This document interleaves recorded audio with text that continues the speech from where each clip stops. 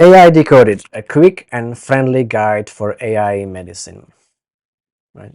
AI in healthcare is way different from any other areas of expertise.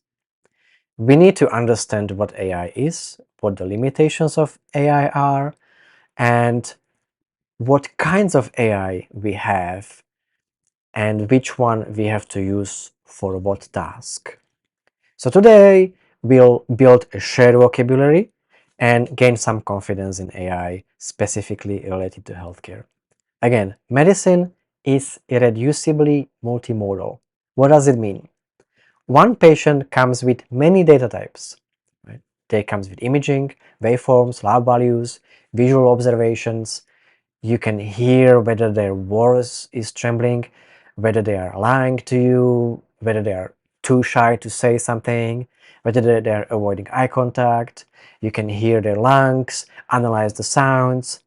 And AI, as in AI chatbots, they are trained on the notes you type in while you are seeing and treating the patient.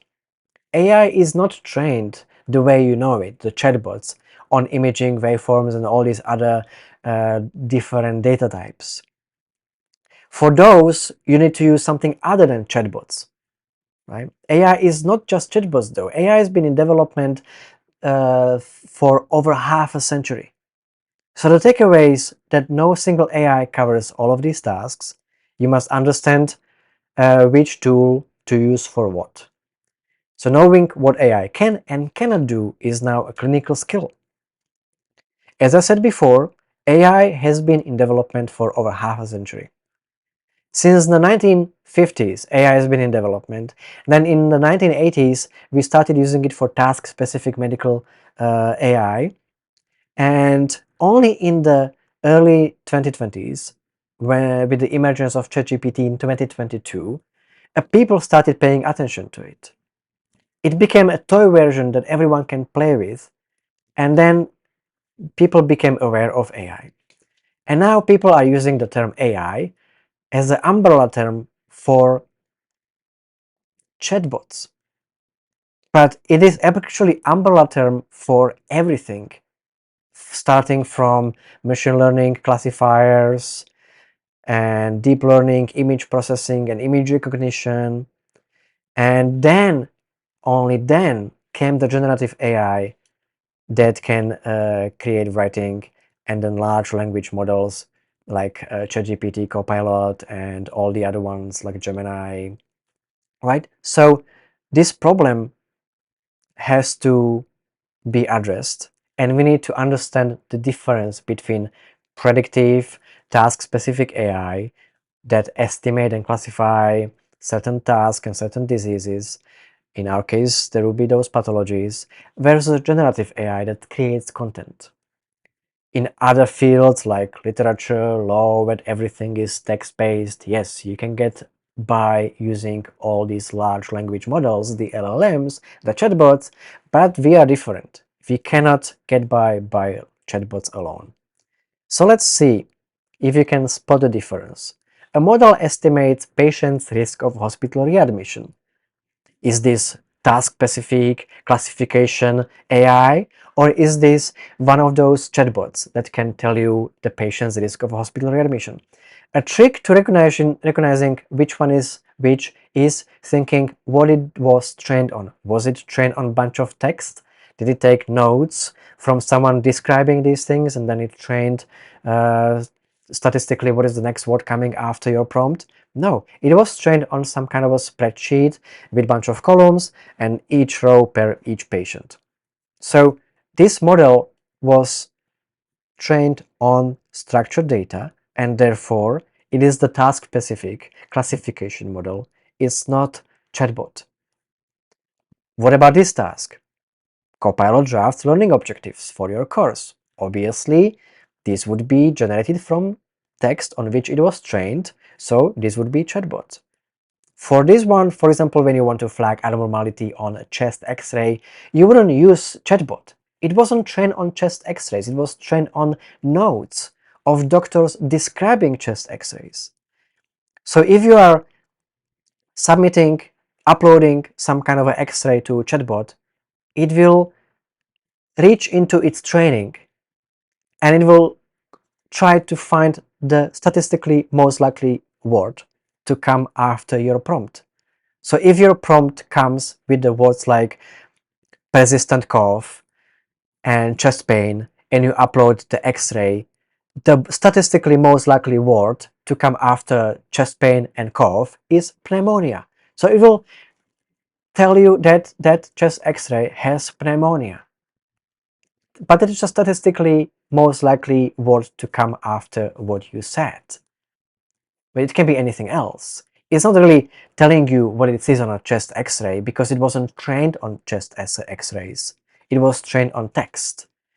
So this one, number 3, would be task-specific task. You cannot upload the X-rays into the chatbot. You have to upload it to a task-specific AI. For example, ChatGPT generate practice exam questions. Of course, for all of that, it needs notes with all the prior practice exam questions that it's been trained on. So this would be chatbot, it would be generative. An algorithm maps geographic patterns of disease outbreaks. Again, this would be some kind of a structured data organized in an Excel spreadsheet, which makes it a task-specific pattern recognition AI. Summarizing a research article, again text-based, so this would be a chatbot, right? For the work for a chatbot, for the generative AI, it creates the content. So you need to know as a medical professional which one to use for what. Therefore, let's always make the distinction that we have a task-specific AI and we have a generative AI.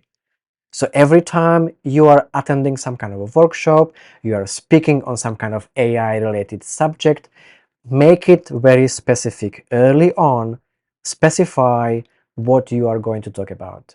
If your presentation is on using chatbots, how to study or how to teach, say it at the beginning. This presentation is going to be about using LLMs for this and that. If you are going to teach how to train machine learning, deep learning models to classify pathology, make it sure at the beginning of a presentation, this is not going to be about chatbots, this is going to be about task-specific AI. ChatGPT and other chatbots, they don't really know everything. As I said earlier, they are a statistical tool to tell you the likelihood with which the next word comes next. So again, if you type chest pain and cough, it will tell you pneumonia because most patients with those symptoms have pneumonia, but it can be anything else, right? It can be early sign of lung cancer, early sign of embolism. So you are going to read this report that it will write you after you type your prompt, and it will sound good. It will sound good that it would never sound as good if you wrote it, but it comes with a lot of problems, and that's why I call it fluency trap, because just because it sounds authoritative, it doesn't mean it's accurate. It fabricates citations, we know all about it. The reply, the report depends on your prompt, and sometimes even the same prompt in the morning can generate different answer from the same prompt you type in the afternoon. So can you really take the word at its face value? No, you cannot. The golden rule is just because it's fluent, it doesn't mean it's accurate. You always have to verify what it does.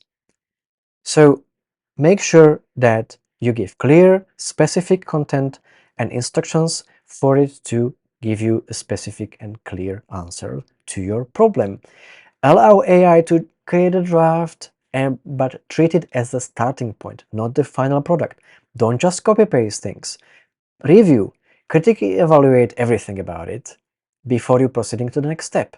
Revise, right? If I see the words like comprehensive, revolutionizing, M dash is everywhere, I know it's been AI generated and you didn't revise it with your unique voice. So verify, fact check of the claims, citations, specifically for the clinical cases.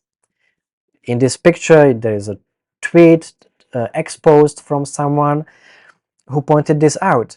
There was an article from 1959, it had 2 columns, and AI mistaken the word at the end of one row, vegetative, with the words next to it from the second column, electron microscopy, and started using the term vegetative electron microscopy.